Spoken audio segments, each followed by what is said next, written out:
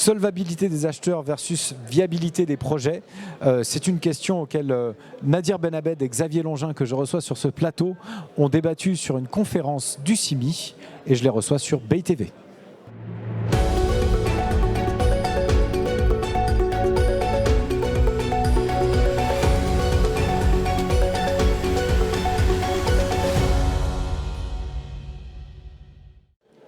Nadir Benabed et Xavier Longin, bonjour.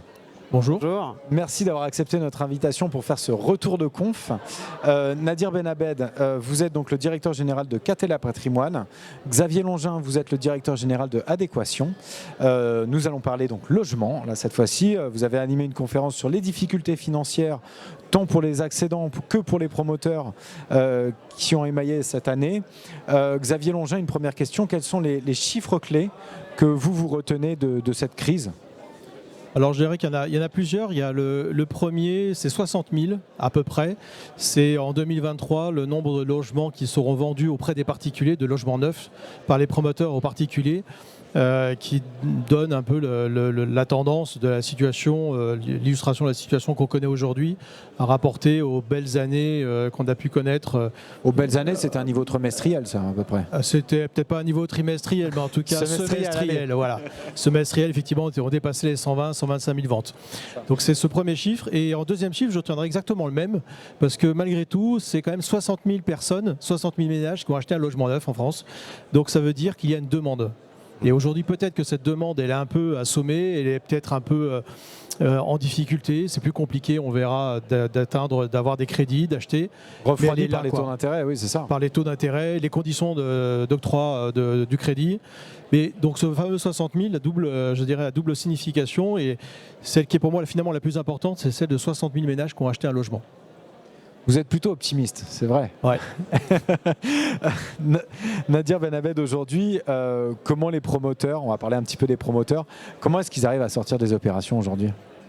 Alors nous, les promoteurs, on les suit de près puisque ce sont nos mandants, donc on travaille pour eux, pour justement écouler ces opérations. Commercialiser leurs opérations, les c'est commercialiser, ça, votre... les structurer, les commercialiser.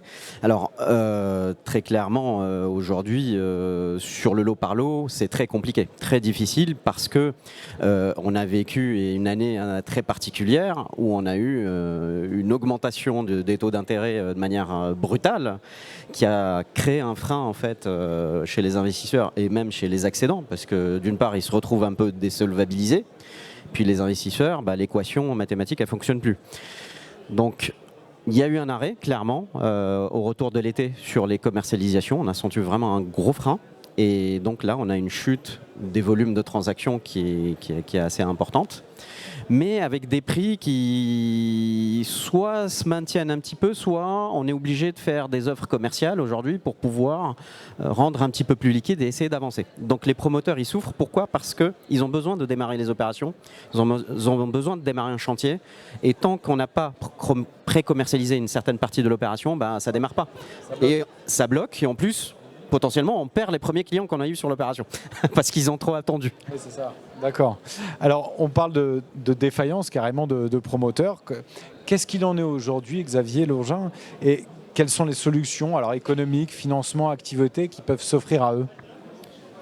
Alors, des ensembles de solutions, en tout cas des pistes de solutions qui sont principalement quand même la diversification des activités, puisque la prédominance du modèle promoteur qui vend uniquement en détail, minoritairement en bloc et qui vend que de la vente auprès de propriétaires occupants, c'est terminé depuis un certain temps, en tout cas pour les grands promoteurs nationaux.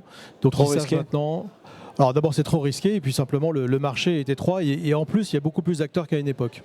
Donc aujourd'hui la diversification s'est faite depuis bien longtemps sur des produits gérés, soit étudiants, le résidence-service, seniors, mais également, alors on a pu avoir à certaines époques de la construction de logements individuels, mais également d'autres segments comme l'accession abordable de type BRS par exemple, sur lesquels les promoteurs commencent à venir.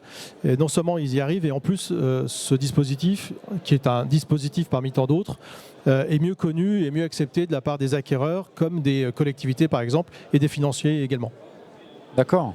Alors Nadir, quel rôle est-ce que peut endosser un conseil tel que le vôtre dans cette crise ? Je pense qu'on a un rôle très important aujourd'hui, c'est qu'un conseil redevient un vrai conseil. C'est-à-dire qu'on est aujourd'hui, on peut prescrire des nouvelles solutions justement innovantes. Donc notre rôle aujourd'hui, c'est de proposer à tous nos clients une diversification des canaux de distribution. Justement, Xavier en parlait, c'est hyper important aujourd'hui pour un promoteur et pour une opération immobilière d'avoir différents canaux de sortie et pas uniquement partir bille en tête, je vais faire un Pinel, la vente accession, etc. Ou alors avoir son propre canal de diffusion. Certains l'avaient déjà fait.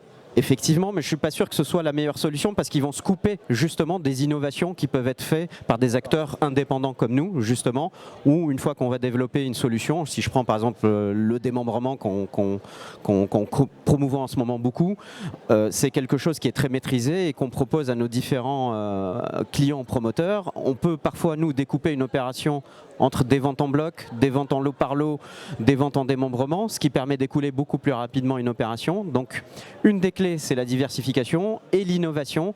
C'est-à-dire, quand je dis innovation, c'est surtout d'aller vers des nouveaux produits qui ne sont pas encore bien développés, explorés. On peut parler du BRS, on peut parler de la location-accession, on peut parler... Enfin, il y a vraiment des choses à aller chercher parce que voilà, on l'assure, on en a parlé à la table ronde. Le Pinel ou en tout cas la défisque pour la défisque, je pense que ça va être derrière nous.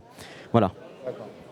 Écoutez, Xavier Longin et Nadir Benabed, merci à vous pour ce témoignage et pour ces éclairages sur ce marché du logement. Merci beaucoup. Merci à vous.